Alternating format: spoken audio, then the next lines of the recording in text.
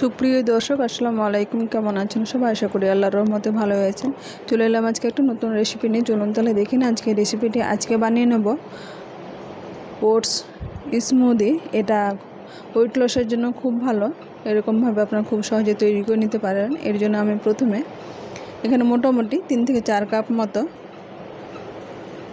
Oats নিয়েছি। ওটসটাকে আমি এখানে তেল ছাড়া এটাকে ভেজে নেব। এরকমভাবে টেলে নিলেই এটা খুব সহজে হয়ে যায়। মোটামুটি 4 থেকে 5 মিনিট মিডিয়াম টু লো হিটে এটাকে আমি ভেজে নিলাম। এখন এটা ঠান্ডা করে নিই। এখানে মেজারমেন্ট কাপের 1 কাপ ওটস নিলাম। এখন একটা ব্লেন্ডার জারের মধ্যে নিয়ে নিলাম। এখানে আমি খেজুর নিয়েছি 4টে খেজুরটাকে আগে থেকে বীজটাকে বের করে রেখেছিলাম। আর কয়েকটা কাজু, পেস্তা বাদাম আর কিশমিশ, এটাকে আগে থেকে আমি ভিজিয়ে রেখেছিলাম 3 থেকে 4 ঘন্টা আগে। এখানে চাইলে আপনার আখরোট, বাদাম এগুলো ব্যবহার করতে পারেন। আপেল, বেদানা, যে কোনো ফ্রুট আপনি ব্যবহার করতে পারেন। আমি এখানে কলা কয়েক পিস কেটে দিয়ে দিলাম। একটা কলার এখানে দিয়েছি। আর দিচ্ছি দুধ। যে কাপে মেপে আমি ওটস দিয়েছিলাম সেই কাপে আমি 2 কাপ দুধ দিয়ে দিলাম। দুধটা আগে থেকে ঘন করে রেখেছিলাম। এটা ঠান্ডা করে দিয়ে এখন ব্লেন্ডারে ব্লেন্ড করে নিলাম। এখন সার্ভিং গ্লাস এটা ঢেলে নিলাম। 1 কাপের জন্য পারফেক্ট 1 গ্লাস ওটসের একটা ড্রিঙ্কস তৈরি হয়ে যায়। এরপরে আমি চলে আসছি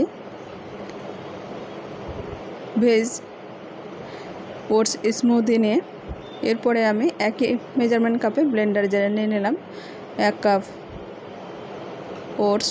আবার একই রকমভাবে আমি খেজুরের বীজগুলো বের করে নিয়ে, এটা চাইলে আপনার খেজুরটা আগে থেকে ভিজিয়ে রাখতে পারেন। আর দিয়ে দিচ্ছি কয়েক টুকরো শসা, টমেটো, গাজর,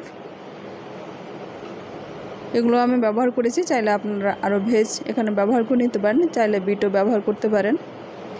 এখানে আমি দুধ ছাড়া এটা তৈরি করছি বলে এখন এখানে আমি এটা পেস্ট করার জন্য 2 কাপ জল ব্যবহার করলাম। এখন এটা ব্লেন্ডার জারে খুব সুন্দরভাবে ব্লেন্ড হয়ে গেল। এখন আমি একটা সার্ভিং গ্লাস ঢেলে দিলাম। এরকম খুব সহজে তৈরি হয়ে গেল ওটসের স্মুদি। আপনারা এটা খুব সহজেই সকাল বিকালে তৈরি করে নিতে পারবেন। এটা খুব ওয়েট লসের জন্য দুর্দান্ত উপকারী। আপনারা একবার এরকমভাবে তৈরি করবেন। কমেন্ট বক্সে অবশ্যই কমেন্ট করবেন। আজ তাহলে এ পর্যন্ত। ফিরে আসছি নতুন কোনো রেসিপি নিয়ে। ভালো থাকবেন, সুস্থ থাকবেন। আসসালামু আলাইকুম, আল্লাহ হাফেজ।